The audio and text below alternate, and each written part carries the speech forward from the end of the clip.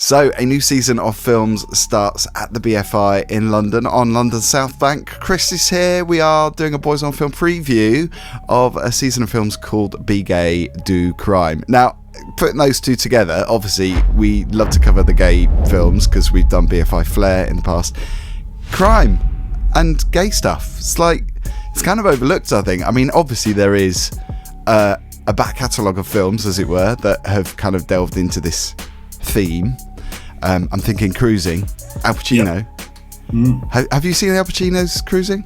Yeah, I actually, controversially, I quite like that as a film. I think it's quite a good film. I think, it's kind of funny you say that these things don't overlap, but actually I kind of think there's quite a rich heritage, kind of 70s and 80s, of films with gay people and gay depictions in that have kind of crime themes as well. Now, what I'm interested about some of the films in the season is how clumsily they might deal with it and how kind of outdated some of that might seem. But, I'm kind of really excited to look back at that. And as you say, kind of like make these connections that, perhaps aren't so obvious between being gay and crime, I think there's probably a huge amount there. And I'm really excited to kind of see how these films have aged and to see how they engage with those kind of themes. Absolutely.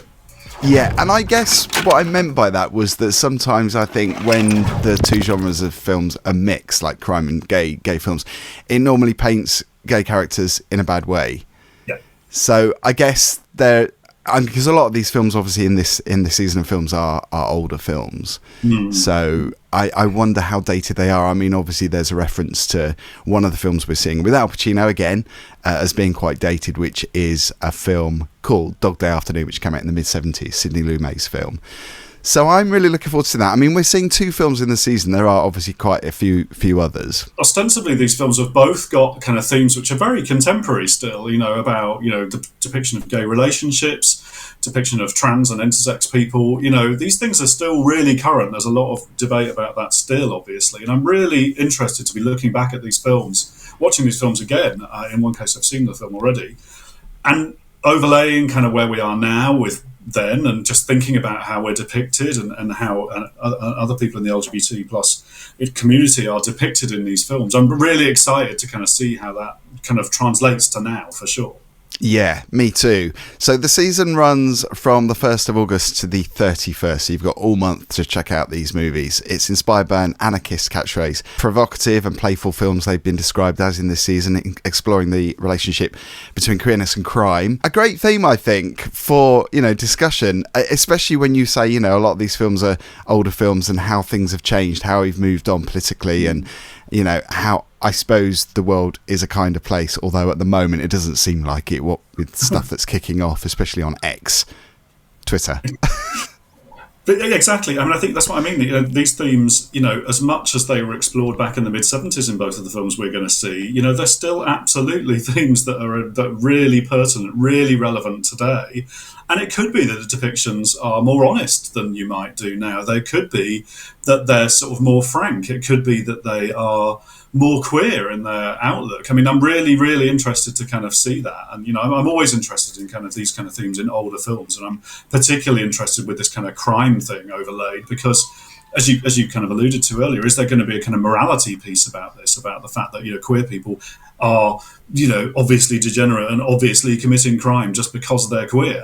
Or is it going to separate that out and make, queer people kind of queer people who happen to have their lives affected by crime? Really, really excited to kind of see how that plays out in both of them.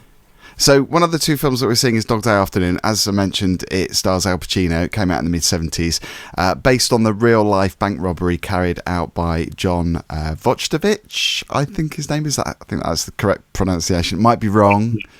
Don't at me if it is wrong. I apologise. That bank robbery carried out to pay for his partner's gender-affirming surgery. And we were briefly talking about this before because the notes that were sent in the press release do say that obviously this film might seem a bit dated to some.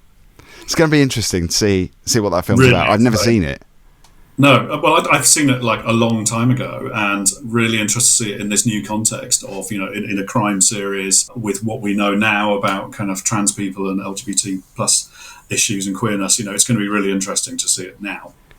So the other movie we're seeing is The Devil Queen. Antonia Carlos de Fontura, who's the director. The synopsis says, when a plan to frame newcomer for a drug deal goes awry, the Queen must fight to maintain her empire. Inspired by the life of Hal Francisco dos Santos. Again, I might have got the pronunciation wrong. It's a film that reimagines the crime epic with a black queer Quimpin at its centre. So another interesting sounding movie, I think. Never heard of this film before, so super excited from that synopsis. I mean, look, there's going to be a lot going on, and for the time this film was made, 1974, I mean, presumably really brave to be bringing all that stuff together and trying to kind of make a film about that stuff. So really excited to see how kind of measured it is, bearing in mind the time it was made, but how brave it is considering the time it was made.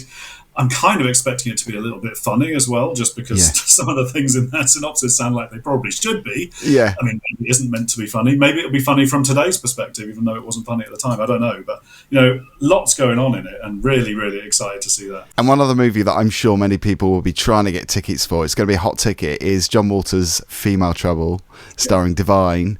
We're sadly not going to be able to see it at the season at the BFI, but I'm sure, like me, you've seen this movie probably countless times.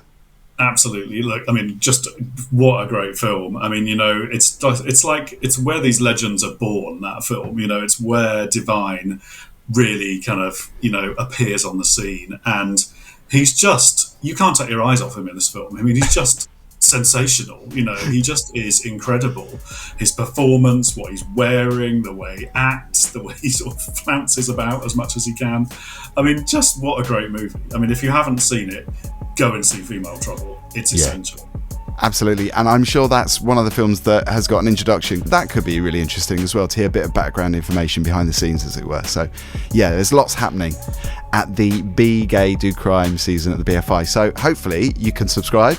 We'll obviously review those two films that we've mentioned. If you're going to see it, or any of the films featured that we've spoken about, let me know. All the details down below as well, so check out all the links for all the information. And Chris, I will see you at the BFI.